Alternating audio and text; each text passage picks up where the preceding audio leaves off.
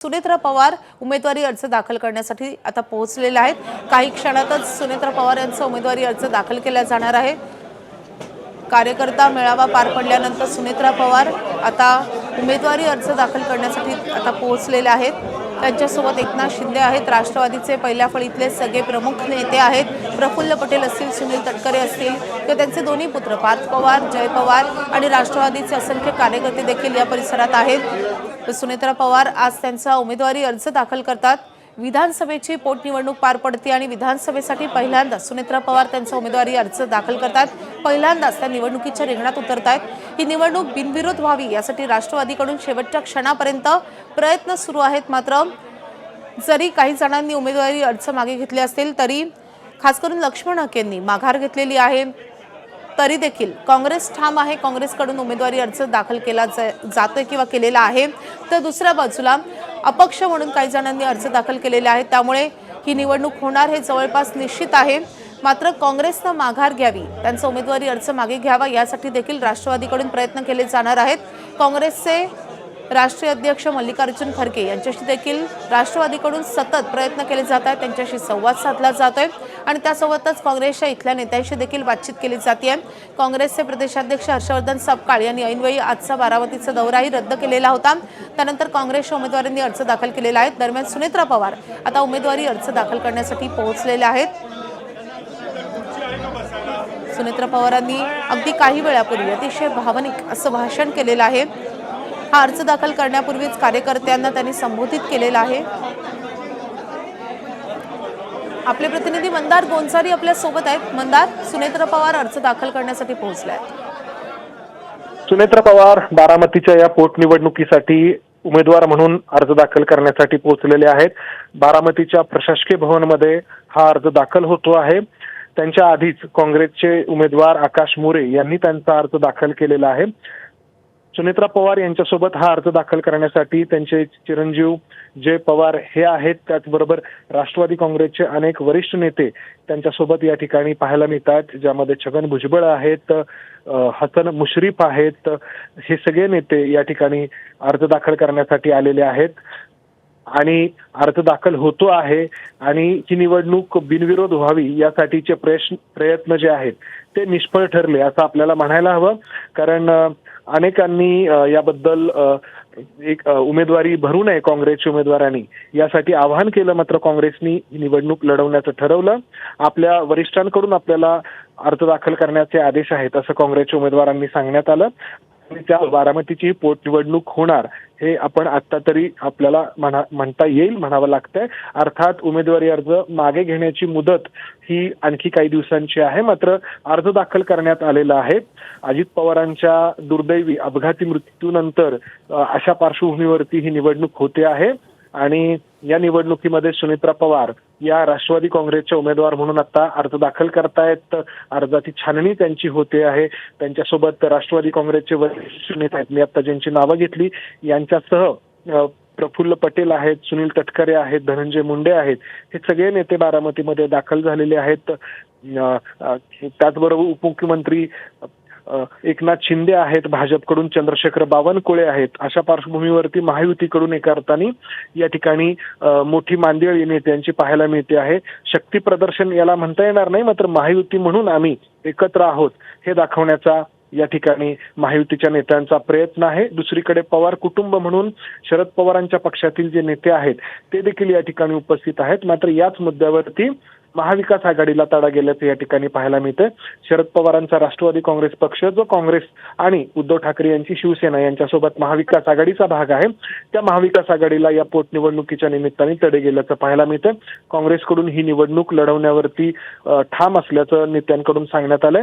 अर्थात इतरही अनेक अपक्ष उमेदवार या निवडणुकीमध्ये आहेत, ज्यांनी फॉर्म भरलेले आहेत। मात्र अर्थातच सगळ्यांच्या नजरा या काँग्रेसच्या भूमिकेकडे होत्या आणि काँग्रेसने ही निवडणूक सगळे नेते आता या प्रशासकीय भवनमध्ये दाखल झालेले आहेत।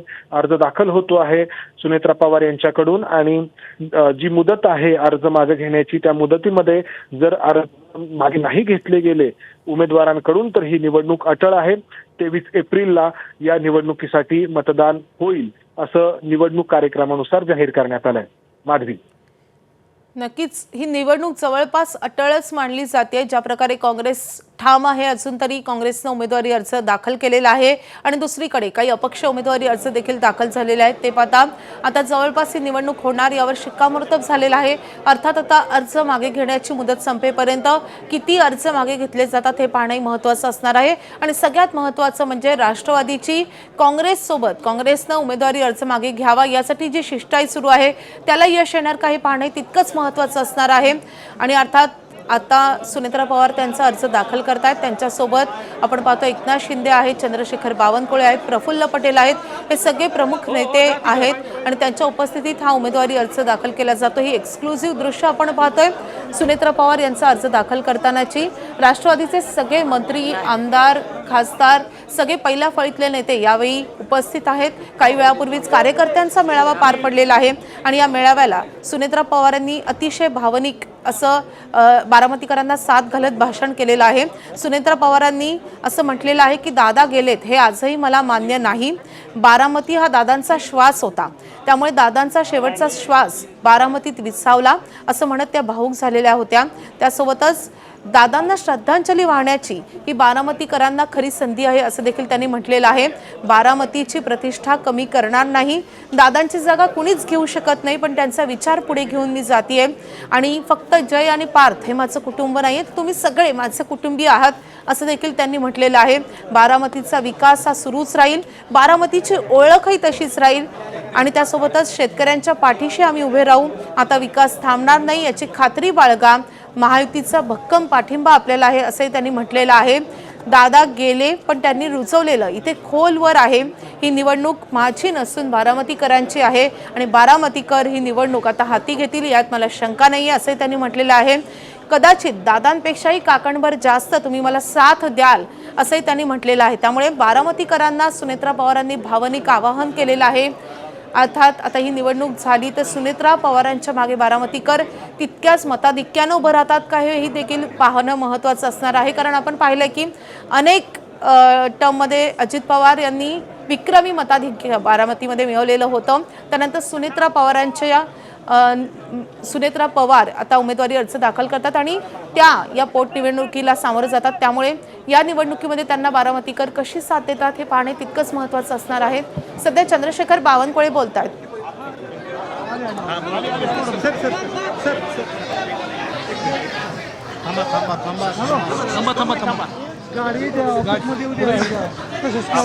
काँग्रेसच्या नेत्यांशी काय बोलणार आपण? काँग्रेसच्या नेत्यांशी बोलण्याचा अजूनही प्रयत्न मी आणि प्रफुल्लभाई करणार आहोत. त्यांना विनंती करू खरगेजींना की ज्या पार्श्वभूमीवरती निवडणूक होते आहे आणि दादांचं महाराष्ट्राचं योगदान लक्षामध्ये घेता हर्षवर्धन सपकाळ यांच्याशी काही बोलणं झालं होतं आपलं? नाही, शेवटी राष्ट्रीय अध्यक्षांशीच बोलावं लागेल. त्यांच्याशी स्वतः प्रफुल्लभाई आणि मी संपर्क करण्याचा प्रयत्न करतो. त्याच्यात यशस्वीता मिळावी म्हणून लागलं तर हर्षवर्धन सपकाळ यांच्याशी सुद्धा आम्ही बोलू. इतर अपक्षाचे उमेदवार आहेत त्यांची समजूत घालण्यात त्यांच्याशी प्रत्येकाशी वेगवेगळ्या पैचा संपर्क आम्ही त्या ठिकाणी निश्चितपणाने करणार आहोत. प्रफुल्लभाई, आपण काँग्रेसच्या राष्ट्रीय अध्यक्षांशी बोलणार आहात त्याबद्दल? मी काल 2 दिवस पासून खडगे साहेबांच्याकडे मी फोन करत होतो. ते प्रचार दौऱ्यावर होते केरळमध्ये आणि इतर ठिकाणी, त्यामुळे प्रत्यक्ष त्यांच्याशी बोलणं झालं नाही. माझा मेसेज होता, मग त्यांच्या PAच्या वरून फोन आला की जे काही तुम्ही सूचना केली आहे, विनंती केली आहे ते आम्ही त्यांच्यापर्यंत पोहोचवलेली आहे.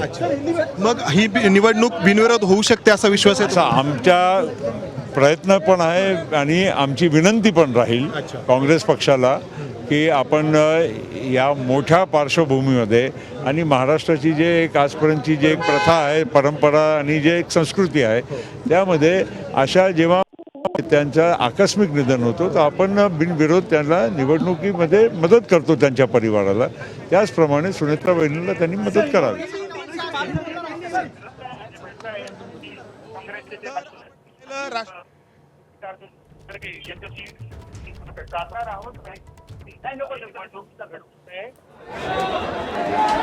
तर काँग्रेसच्या राष्ट्रीय अध्यक्षांशी आम्ही बोलणार आहोत असं प्रफुल्ल पटेल यांनी म्हटलेलं आहे.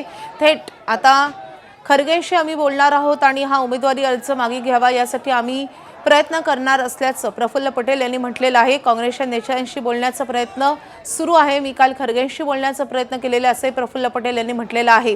त्यामुळे आता काँग्रेसशी कशी शिष्टाई केली जाते आणि काँग्रेस त्याला कसा प्रतिसाद देतो हे पाहणंही महत्त्वाचं असेल. मात्र आकाश मोरे जे काँग्रेसचे उमेदवार आहेत त्यांनी उमेदवारी अर्ज काही वेळापूर्वीच दाखल केलेला आहे आणि त्यामुळेच आता ही निवडणूक होणार असं जवळपास निश्चित मानलं जातंय. मात्र या निमित्तानं महाविकास आघाडीमध्ये मात्र फूट पाहायला मिळते.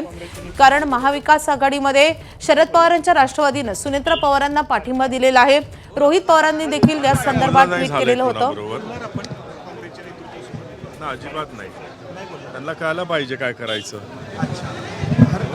राष्ट्रीय नेतृत्वाशी वगैरे काही बोलण्याची गरज वाटते? नाही, मला नाही वाटत. सगळ्यांना माहिती आहे ते काय करतात आहेत. सगळे मोठे लोक आहेत, सगळ्यांना समजतं काय चाललंय. त्याच्यामुळे त्यांनी विचार केला असेल, त्यांना करू द्या. पण त्यांना नंतर काय त्रास होणार महाराष्ट्रामध्ये हे त्यांना दिसेल. कारण कसं आहे, लोक विसरत नाहीत. आता जो प्रेम दादांचा आहे लोकांच्या मनात, अशा वेळेस हा निर्णय घेणं एवढ्या मॅच्युअर पार्टीनी, म्हणजे जिथं एवढे मोठे नेते आहेत, हे अतिशय चुकीचं आहे. तुम्हाला वेदना होत आहेत? मला असं वाटतं की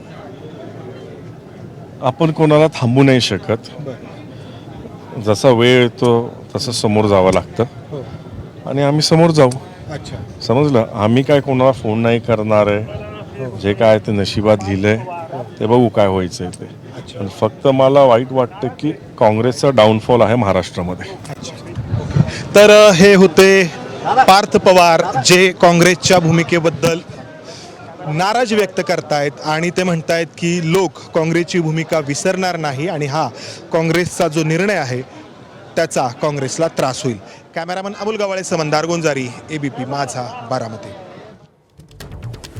तर आमच्याकडून आम्ही काँग्रेसला कोणताही फोन करणार नाही. त्यांना कळायला पाहिजे ते नेमकं काय करतायत. एक मॅच्युअर असा तो पक्ष आहे, त्यामुळे त्यांनी या गोष्टीचं भान ठेवावं असं पार्थ पवारांनी म्हटलेलं आहे. पार्थ पवारांनी या संदर्भात थेटपणे नाराजी व्यक्त केलेली आहे. मात्र काँग्रेसला याचा त्रास होईल, त्यांचा डाऊनफॉल सुरू झाल्याचं देखील त्यांनी म्हटलेलं आहे. या सगळ्या अपडेटकडे आपलं लक्ष असेलच. बारामतीमधल्या या सगळ्या घडामोडी आपण जाणून घेणारच. ABP माझा, उघडा डोळे बघा नीट.